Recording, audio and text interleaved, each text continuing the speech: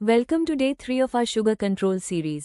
और आज का टॉपिक है विटामिन B12 डेफिशिएंसी और इसका डायरेक्ट कनेक्शन शुगर क्रेविंग से। लेकिन सवाल ये है, विटामिन B12 की कमी आखिर कैसे आपको मीठा खाने पर मजबूर करती है?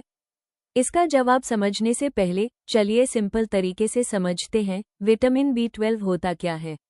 विटामिन B12 यानी कोबालामिन एक एसेंशियल विटामिन है जो DNA synthesis, red blood cell formation, nerve function और एनर्जी मेटाबॉलिज्म के लिए बहुत ज़रूरी होता है।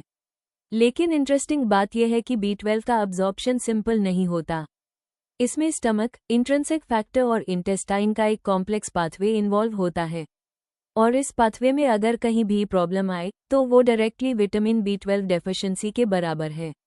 चलिए अब इसको और गहराई से समझते हैं कि आखिर बॉडी के अंदर हो क्या रहा है। विटामिन B12 डेफिशिएंसी सिर्फ कम इंटेक की वजह से नहीं होती, बल्कि अक्सर अब्जॉर्प्शन प्रॉब्लम की वजह से होती है। जब हम B12 रिच फूड खाते हैं तो वो स्टमक में एसिड की हेल्प से रिलीज होता है। फिर ये इंट्रिंसिक फैक्टर नाम के प्रोटीन के साथ बाइंड करता है, उसके बाद ये कॉम्प्लेक्स स्मॉल इंटेस्टाइन में जाकर अब्जॉर्ब होता है। अगर इस पाथवे के किसी भी स्टेप में प्रॉब्लम आए तो डेफिशिएंसी डेवलप हो सकती है। सबसे पहला इफेक्ट DNA सिंथेसिस पर पड़ता है। विटामिन B12 की कमी से सेल्स प्रॉपर्ली डिवाइड नहीं कर पाते। इस वजह से सेल डिवीजन डिसरप्ट हो जाता है और मेगालोब्लास्टिक एनीमिया डेवलप होता है, जहां रेड ब्लड सेल्स बड़े और इमेच्योर हो जाते हैं। रिजल्ट, बॉडी के टिश्यूज तक ऑक्सीजन डिलीवरी कम हो जाती है, जिससे फटीग, वीकनेस और पेल स्किन जैसे सिम्टम्स दिखते हैं। दूसरा मेजर इफेक्ट नर्वस सिस्टम पर पड़ता है। विटामिन B12 की कमी से मेथाइनिन और सैम लेवल्स कम हो जाते हैं, जिससे मेथिलेशन प्रोसेस डिस्टर्ब होती है। और इसके कारण मायलिन शीथ, जो नर्व्स को प्रोटेक्ट करती है, उसकी मेंटेनेंस प्रॉपर्ली नहीं हो पाती। इसका रिजल्ट होता है brain fog, memory loss, numbness, tingling और बैलेंस प्रॉब्लम्स। अगला इफेक्ट, विटामिन B12 की कमी की वजह से होमोसिस्टीन नाम का कॉम्पाउंड ब्लड में जमा होने लगता है। यह होमोसिस्टीन बिल्डअप ब्लड वेसल्स को डैमेज करता है, कोलेस्टेरॉल डिपोजिशन बढ़ता है और आगे चलकर कार्डियोवैस्कुलर डिसफंक्शन का रिस्क क्रिएट करता है। इसी वजह से आजकल यंग एज में हार्ट अटैक के केसेस भी बढ़ते जा रहे हैं। उसके बाद जो विजिबल इफेक्ट जो आप नोटिस करते हैं, एनर्जी प्रोडक्शन डिस्टर्ब हो जाती है और बॉडी क्विक एनर्जी के लिए शुगर क्रेविंग जनरेट करती है। यहाँ एक और इम्पॉर्टेंट कनेक्शन आता है नाइट्रिक ऑक्साइड और एंडोथेलियल नाइट्रिक ऑक्साइड सिंथेज का, जो कि एक नेचुरल वैसोडाइलेटर है और ब्लड फ्लो और वेसल हेल्थ मेंटेन करता है। जब एंडोथेलियल मेम्ब्रेन डिसफंक्शन होता है तो इंसुलिन रिसेप्टर्स भी प्रॉपर्ली काम नहीं करते। इससे इंसुलिन सेंसिटिविटी कम होती है और शुगर क्रेविंग और भी बढ़ जाती है। तो overall vitamin B12 deficiency DNA disruption, जोड़, nerve damage, homocysteine buildup, vascular damage, insulin resistance, sugar craving. लेकिन यहाँ पैनिक करने की जरूरत नहीं है। सीवियर डेफिशिएंसी के केसेस में प्रॉपर मेडिकेशन लेना जरूरी होता है और डॉक्टर की गाइडेंस इंपॉर्टेंट है। अब बात करते हैं ट्रीटमेंट की। विटामिन B12 डेफिशिएंसी को ट्रीट करने के लिए अलग अलग फॉर्म्स यूज की जाती हैं। कॉमन फॉर्म्स है सायनकोबालामिन, हाइड्रोक्सीकोबालामिन और एक्टिव फॉर्म्स मिथाइलकोबालामिन और एडेनोसिलकोबालामिन।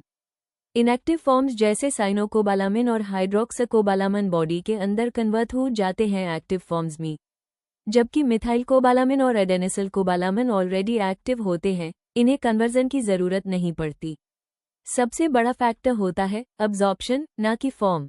अगर डेफिशिएंसी माइल्ड हो तो ऑरल सप्लीमेंट्स यानी टैबलेट्स काफ़ी होते हैं। लेकिन अगर डेफिशिएंसी सीवियर हो या अब्जॉर्प्शन में प्रॉब्लम हो तो इंजेक्शंस दिए जाते हैं, जो डायरेक्टली ब्लड में अब्जॉर्ब हो जाते हैं। अब एक बहुत इंपॉर्टेंट सवाल, विटामिन B12 आखिर बनाता कौन है? सच ये है कि विटामिन B12 ना प्लांट्स बनाते हैं, ना एनिमल्स। इससे एक्चुअली बैक्टीरिया बनाते हैं, माइक्रो ऑर्गेनिजम्स। एनिमल्स इसे इनडायरेक्टली लेते हैं, या तो अपने गुड बैक्टीरिया से या अपनी डाइट से। कुछ फर्मेंटेड फूड्स में थोड़ी बहुत B12 लाइक कॉम्पाउंड्स मिल सकते हैं, लेकिन वो हमेशा एक्टिव या रिलायबल सोर्स नहीं होते। इसीलिए vitamin B12 mainly animal based foods में मिलता है, जैसे डेयरी, एग्स, मीट और फिश। प्लांट बेस्ड फूड्स में नेचुरल विटामिन B12 ऑलमोस्ट नहीं होता, इसलिए वेजिटेरियंस और वीगन्स में डेफिशिएंसी का रिस्क ज्यादा होता है। अब आगे आने वाली वीडियो में हम देखेंगे कि कैसे सी बकथॉर्न इस साइकिल को ब्रेक करने में मदद करता है। लेकिन एक इम्पॉर्टेंट बात, सी बकथॉर्न खुद विटामिन B12 का सोर्स नहीं है। लेकिन आजकल सी बकथॉर्न को एक रिच विटामिन B12 सोर्स के रूप में मार्केट किया जा रहा है, जैसे कि ये विटामिन B12 डेफिशिएंसी का नेचुरल सोल्यूशन हो। लेकिन सच क्या है? सी बकथॉर्न एक प्लांट है जो नेचुरली विटामिन B12 प्रोड्यूस नहीं करता, लेकिन ये एंटीऑक्सीडेंट्स, फ्लेवोनॉइड्स और एंथोसाइनिन्स से बहुत रिच होता है।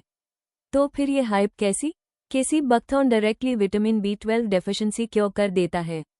लेकिन रियलिटी ये है, ये डायरेक्टली B12 प्रोवाइड नहीं करता। लेकिन इसका मतलब ये नहीं कि इसका रोल इम्पॉर्टेंट नहीं है। सी बकथॉर्न बॉडी में मल्टीपल लेवल्स पर काम करता है। ऑक्सीडेटिव स्ट्रेस कम करता है, इन्फ्लेमेशन रिड्यूस करता है, ब्लड वेसल्स को प्रोटेक्ट करता है और इनडायरेक्टली मेटाबॉलिक हेल्थ को सपोर्ट करता है, यानी ये प्रॉब्लम के रूट कॉज को सपोर्ट करता है, ना कि सिर्फ सिम्टम को। सी बकथॉर्न को अलग अलग फॉर्म्स में यूज किया जाता है, जैसे जूस, पल्प, ऑयल या सप्लीमेंट्स के रूप में। इसके एंटीऑक्सीडेंट्स और एंथोसाइनिन्स से रिच होने के कारण ये ओवरऑल हेल्थ को सपोर्ट करता है। इसके एंटीऑक्सीडेंट्स स्किन हेल्थ के लिए भी बेनिफिशियल होते हैं। ये स्किन रिपेयर और ग्लो को इम्प्रूव करने में मदद करता है। तो समझने वाली बात यह है, सी बकथॉर्न एक सपोर्टिव रोल प्ले करता है, लेकिन विटामिन B12 का रिप्लेसमेंट नहीं है। अगर आप अपने विटामिन B12 लेवल्स को मेंटेन रखते हैं, तो आप शुगर क्रेविंग्स को काफ़ी हद तक कंट्रोल कर सकते हैं। हमें कमेंट्स में बताएं, आप अपने विटामिन B12 लेवल्स को कैसे मेंटेन करते हैं। Thanks for watching. ऐसे ही साइंस बेस्ड इन्फॉर्मेटिव वीडियोस के लिए फॉलो करें अ फैक्ट शास्त्र। लाइक, शेयर और सब्सक्राइब करना ना भूलें।